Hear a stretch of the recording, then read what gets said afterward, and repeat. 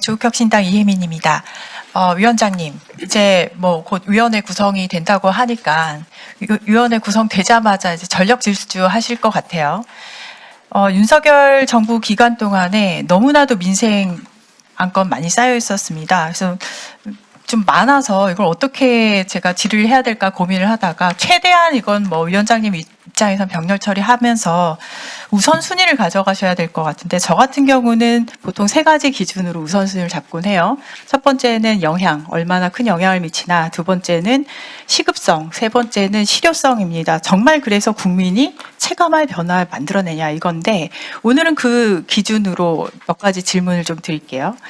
첫 번째는 지난번 인사청문회에서도 말씀드렸는데 주민등록번호와 연계정보인 CI가 같이 유출되는 그 부분인데 그때 롯데카드 해킹으로 297만 명의 CI 값이 주민등록번호하고 같이 유출이 됐고 살펴봤더니 같이 저장이 되고 있었고 그런데 사실은 이거는 정확하게 이걸 방지하기 위해서 정보통신망법이 23년도 12월 달에 국회 통과했고 24년 1월 달에 공포가 됐고 같은 해인 7월에 시행이 이제는 된다고 했었어요. 그러면 통상 소관 부처인 방통위, 당시 방통위는 법 시행 시기에 맞춰서 시행령하고 고시를 준비를 했었어야 되는데 이진숙 방통위는 당시에 시행령하고 고시 마련을 제때 못하는 것은 둘째치고 오히려 일부 조항은 27년 5월으로 이제 유예를 해버렸어요.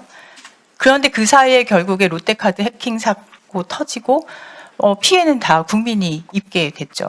그래서 위원회 구성이 되면 이 시기를 당기는 것을 당시에 이제 요청을 드렸었고요. 요 한 가지 더 부탁을 드리고 싶은데 혹시 요 CI 정보가 언제 도입됐는지 기억을 하실까요? 예, 제가 이거 굉장히 오래됐습니다. 예. 2012년도에 도입이 됐는데 예. 10년이 넘게 그 이후에 한 번도 갱신이 된 적이 없어요. 그것도 문제라서 한 번 업데이트 또 하고 나서 끝나지 마시고 지금 들리기로는 CI2 한 번 업데이트 한다 이렇게 들려서 당부를 드리는데 이건 대증 치료고요. 개인마다 CI 생성일을 기준으로 해서 유효 기간을 두고 유효기간이 만료되면 본인 확인 거쳐서 새로운 CI 발급하는 CI 유효기간제를 도입을 요청을 드립니다. 관세청에서도 개인 통관 고유보 도용 막기 위해서 지금 올해 1월부터 이제 시행을 하는 것을 의무화했거든요. 아마 참고하시면 좋을 것 같고요. 두 번째는 방미통위가 할 수 있는 다크 패턴 포함한 이용자 이익 침해에 대한 대응인데 지금 방미통위는 다크 패턴 조사 진짜 잘하고 계신 걸로 아는데 도움이 되고자 자료 하나를 준비를 했습니다. 슬라이드 4번이요.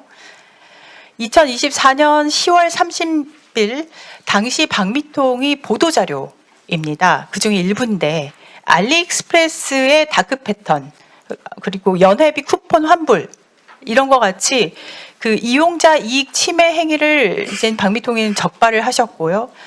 과징금을 부과하겠다고 대대적인 홍보를 그때 했었습니다. 지금 이제는 해가 두 번이나 바뀌었고 그래서 이 사안들을 의원실에서 파악을 좀 해봤거든요.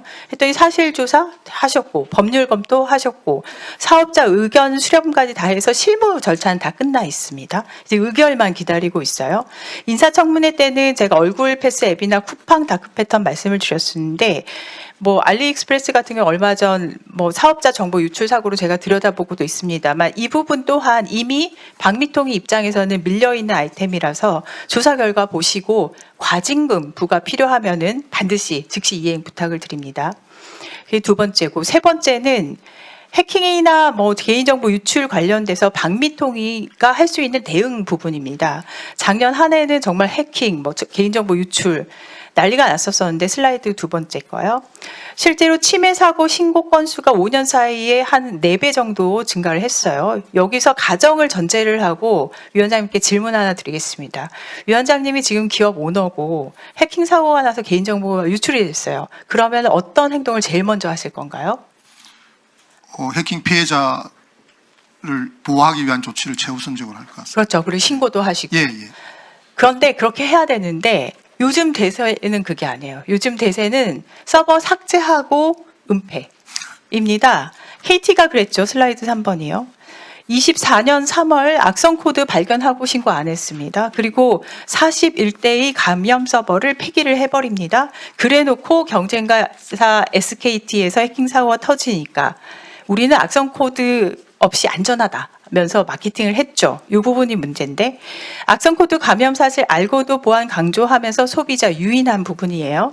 완전한 소비자 기만 행위죠. 그래서 방미통에서도 여기 보시다시피 사실조사 진행 중이시고 전기통신사업법 제52조에서는 이런 기만 행위를 금지하고 있고 위반 시에 방미통위는 신규 모집 금지까지 가능하게 되어 있습니다.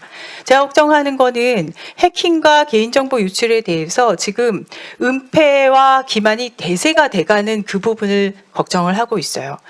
그런데 아마 방미통위에서는 방미통위는 해킹 주무부처가 아닌데 망설이실 수도 있겠고 부담스럽기도 하겠지만 현재로서는 전기통신사업법 덕분에 나쁜 선례가 쌓여가는 걸 끊어낼 기회가 방미통위 손에도 쥐어져 있다. 이 말씀을 드리고요. 소극 행정을 소극적으로 할 수도 있지만 지금 이 상황은 소극 행정은 나쁜 선례 적극 양성이 될 수도 있어요.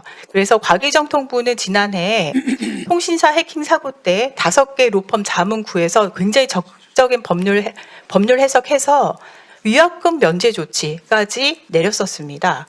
그래서 방미통위도 가용한 모든 방법 통해서 이용자 보호에 앞장서 주실 것을 당부드립니다. 이상입니다. 예, 위원님께서 전문성에 바탕에서 조목조목 지적해 주신 부분들에 대해서 충분히 검토해서 그 위원님 관심 사항들 그리고 국민들의 어떤 이용자로서의 지위가 손상되지 않도록 최선을 다하도록 하겠습니다.